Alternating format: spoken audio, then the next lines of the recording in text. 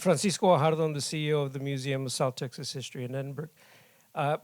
The question would be for all of them about narrative building.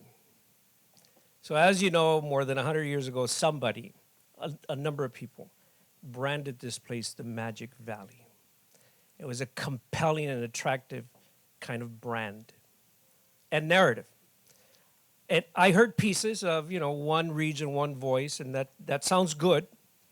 But I'm curious to know what the thinking is from each of the four of you about how you would imbue somehow what this place is essentially about as part of a narrative that can be attractive and compelling as we think about ourselves for the next, 100 years perhaps.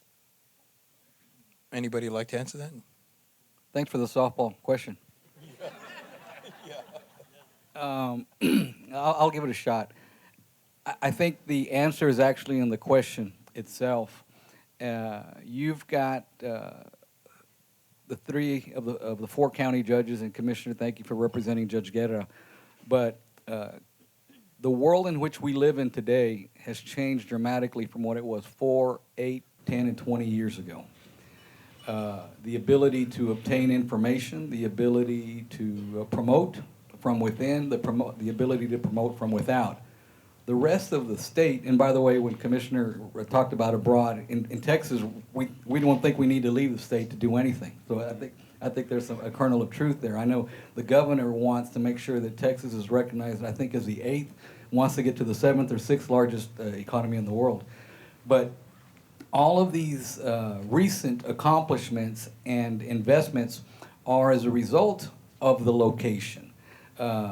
Location. But as Judge Cortez has alluded to it, and we've talked about, if our workers don't have those skills necessary, and I'm reminded 20 years ago when all of us were trying to get the Boeing plant, and every community, I think we did 3 separate presentations, and I kept thinking to myself, this is not going to help us. If we had talked with one region, one approach, maybe that would have been the start earlier. But it's sometimes things take a little bit longer than we like, and the reality is that you have to have leadership at the right place and at the right time, and willing to collaborate, willing to give of themselves, and at times potentially allow someone else to take the lead or to accept some of the credit or whatever the case might be.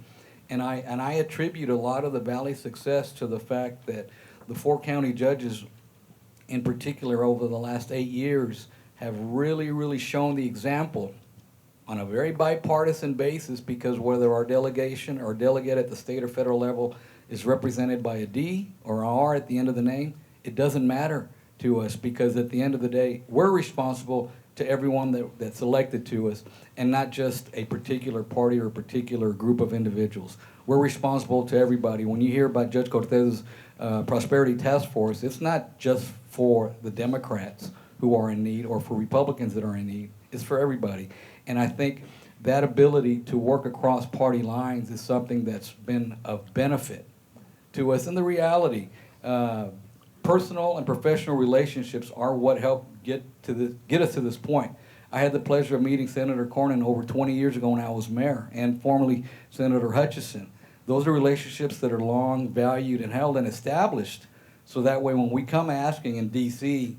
or in Austin for help, we do it because we've proven that we're good stewards of the public dollars, whether it's at the local or the state or the federal level, and we're going to do them proud. Just like we can count on them to help us out, we need to be able to help them out also. So the relationships, the location, SpaceX is here because of our location.